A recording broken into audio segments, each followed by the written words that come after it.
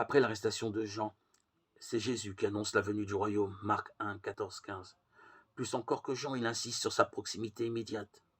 Jésus a probablement pris la parole dans la synagogue de Nazareth en l'an 27 de notre ère, à l'occasion d'un de ces grands jubilés qui soulevaient périodiquement de fortes espérances en Israël. Quand il appelle l'année du début de son ministère une année de grâce du Seigneur, Luc 4, 19, beaucoup ont dû penser que le grand tournant de la venue de Dieu tel qu'il est décrit par exemple par Isaïe ou dans le Cantique de Marie, est pour cette année-là, pour les mois à venir. Mais les grands changements visibles se font attendre, le temps passe, l'enthousiasme retombe, et nombreux sont ceux qui abandonnent Jésus, voir Jean 6, 66.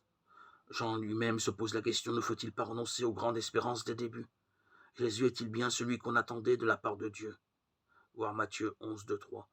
Ces paroles paraissent énigmatiques, mais c'est aussi à ce moment-là que ces mêmes paroles conduisent ceux qui restent à ses côtés à passer des conceptions et attentes préconçues, à la découverte de la nouveauté de Dieu. Et Jésus leur explique, à vous il a été donné de connaître les mystères du royaume de Dieu, mais pour les autres c'est en parabole, afin qu'ils voient sans voir et entendent sans comprendre. Luc 8, 10, reprenant Isaïe 6, 9.